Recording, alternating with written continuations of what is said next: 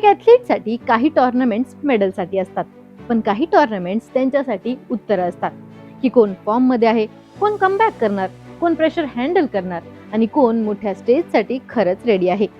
Thailand open 2026 ही अशी tournament आहे जिथे स्कोरबोर्ड पेक्षा जास्त काही स्टेकवर आहे. कारण ऑगस्टमध्ये होम वर्ल्ड चॅम्पियनशिप आहे आणि सप्टेंबरमध्ये एशियन गेम्स आहेत. आणि त्याच्या आधी बँकॉकमध्ये सुरू झालेला हा एक आठवडा इंडियन बॅडमिंटनसाठी खूप काही ठरवणार आहे. थॉमस कप आणि उबर कप फायनल संपले आहेत. टीम इव्हेंटचा प्रेशर, प्राईड आणि इमोशन्स आता मागे पडले आहेत. पण इंडियन शटलरसाठी कॅलेंडर आता इझी होणार नाहीये. उलट खरी टेस्ट आता सुरू होतीये. कारण पुढे आहेत 2 मॅसिव्ह इव्हेंट्स. ऑगस्टमध्ये वर्ल्ड चॅम्पियनशिप, तेही घरच्या क्राऊड समोर, आणि त्याच्यानंतर लगेचच एशियन गेम्स. आणि या 2 मोठ्या इव्हेंटच्या आधी बँकॉकमध्ये थायलंड ओपन सुरू झाला आहे.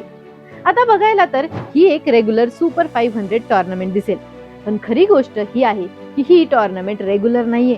हा एक फॉर्म चेक आहे, कॉन्फिडन्स चेक आहे आणि काही प्लेयर्ससाठी कदाचित कमबॅकचा परफेक्ट प्लॅटफॉर्म सुद्धा आहे. आता बॅडमिंटनची टॉर्नामेंट म्हणजे सगळ्यांची नजर PV सिंधूवर तर असणारच. ते इंडियन बॅडमिंटन मधला सगळ्यात मोठा फेस आहे. Olympic medals, world titles, iconic moments सगळं काही आहे. पण एक गोष्ट सगळ्यांना खटकते. सिंधूने 2024च्या सय्यद मोदी इंटरनॅशनल नंतर एकही टायटल जिंकलेला नाही. आणि जेव्हा तुम्ही PV सिंधू असताना तेव्हा लोक फक्त तुमचं पार्टिसिपेशन बघत नाहीत, तर ते ट्रॉफी एक्सपेक्ट करतात. म्हणून थायलंड ओपन सिंधूसाठी फक्त एक टॉर्नामेंट नसेल, तो एक स्टेटमेंट असेल, एक रिमाइंडर असेल की चॅम्पियन कधी गायब होत नाही, ते फक्त योग्य क्षणाची वाट बघत असतात. या टॉर्नामेंटच्या मेन्स डबल मध्ये सगळ्यांची नजर असेल सात्विक चिरागवर, जे इंडियन बॅडमिंटनचे पोस्टर बॉयज म्हणून ओळखले जातात. आणि थायलंड ओपन सोबत त्यांचा एक वेगळंच कनेक्शन आहे. 2019 ला हे चॅम्पियन्स होते. 2024 ला सुद्धा ट्रॉफी त्यांच्याकडे गेली. म्हणजे बँकॉकचं कोर्ट त्यांच्यासाठी फक्त व्हेन्यू नाही, लकी ग्राउंड आहे. पण लकी ग्राउंड सोबत प्रेशर सुद्धा येतो. कारण जे प्लेयर्स वारंवार जिंकतात त्यांच्याकडून लोकांना नेहमी रिपीट सक्सेसची अपेक्षा असते. थायलंड ओपन त्यांच्यासाठी फक्त ट्रॉफी डिफेंड करायची संधी नाही, तर डॉमिनन्स कायम ठेवायची संधी आहे. आता लक्ष्य सेनची स्टोरी सुद्धा तितकीच इंटरेस्टिंग आहे. थॉमस कप क्वार्टर फायनल मध्ये एल्बो इंजरी झाली, त्यामुळे सेमीफायनल्स मिस होणे. आणि आता सगळा फोकस एका गोष्टीवर आहे की लक्ष्य फिट आहे की नाही. आणि आपल्या सगळ्यांना माहिती आहे की वर्ल्ड नंबर 11 असल्यावर प्लेअरसाठी इंजरी फक्त फिजिकल चॅलेंज नसते, ती मेंटल बॅटल सुद्धा असते. थायलंड ओपन लक्ष्यसाठी फक्त टॉर्नामेंट नाही, तो एक डिसिजन पॉइंट आहे. पण इंडियन बॅडमिंटनची स्ट्रेंथ फक्त स्टार्स पुरती मर्यादित नाही. या टॉर्नामेंट मध्ये इंडियाचा 35 मेंबर कंटिंजेंट उतरणार आहे. Men's singles, women's singles, men's double, women's doubles आणि मिक्स डबल सगळ्या कॅटेगरीज मध्ये इंडियाचा प्रेझेन्स आहे.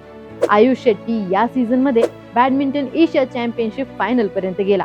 देविका सिहागने या वर्षीच्या थायलंड मास्टर्स मध्ये मेड इन BWF टायटल जिंकले. किदंबी श्रीकांतचा एक्सपिरियन्स आहे, HS प्रणॉयचा फायटिंग स्पिरिट आहे. पण थायलंड ओपन इतकं इम्पॉर्टंट का आहे? पहिलं रिझन आहे रँकिंग पॉइंट्स. सुपर 500 इव्हेंट्स मध्ये रँकिंग पॉइंट्स खूप व्हॅल्युएबल असतात.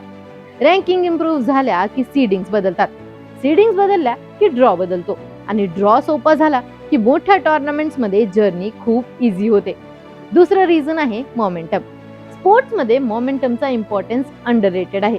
एक स्ट्रॉंग आठवडा तुमचा कम्प्लीट सीझन बदलू शकतो. एक फायनल माइंडसेट बदलते. आणि वर्ल्ड चॅम्पियनशिप आणि एशियन गेम्सच्या आधी मोमेंटम सोन्यासारखा आहे.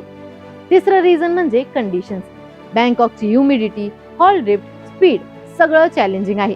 जे प्लेयर्स या कंडिशनला अडॅप्ट होतील त्यांना पुढच्या एशियन टॉर्नामेंट्स मध्ये डिरेक्ट फायदा होणार. म्हणजे थायलंड ओपन ही टॉर्नामेंट नसून रिहर्सल आहे. फायनल शो आधीचा ड्रेस रिहर्सल. इंडियाची या टॉर्नामेंट सोबत हिस्ट्री सुद्धा चांगली आहे. किदंबी श्रीकांतने 2013 ला टायटल जिंकलं, साई प्रणीतने 2017 ला आणि सात्विक चिरागने 2019 आणि 2024 ला हिस्ट्री क्रिएट केली. म्हणजे इंडियाने या कोर्टवर आधीच स्टेटमेंट दिले आहेत. आता प्रश्न आहे की 2026 मध्ये नवीन स्टेटमेंट कोण देणार? PV सिंधू, लक्ष्य सेन, सात्विक चिराग की आयुष शेट्टी सारखा यंग स्टार? कारण प्रत्येक टॉर्नामेंट मध्ये एक हिडन स्टोरी असते. काही वेळा ती कमबॅकची असते, तर काही वेळा ब्रेक थ्रूची आणि काही वेळा रिडम्पशनची. आता थायलंड ओपन 2026 मध्ये या सगळ्या स्टोरीज एकाच वेळी सुरू आहेत. आणि या टॉर्नामेंट नंतर आपल्याला क्लिअर पिक्चर मिळणार आहे की कोण फॉर्म मध्ये आहे, कोण स्ट्रगल करत आहे, कोण रेडी आहे आणि कोणाला अजून वेळ हवा आहे. आणि म्हणूनच थायलंड ओपनला हलक्यात घेऊन चालणार नाही. आता या कॉम्पिटिशन नंतर इंडियन बॅडमिंटनला एक नवीन हिरो मिळणार आहे का, की सगळ्यांची नजर पुन्हा एकदा पी.व्ही. सिंधू आणि सात्विक चिराग सारख्या स्टार्सवर थांबणार आहे?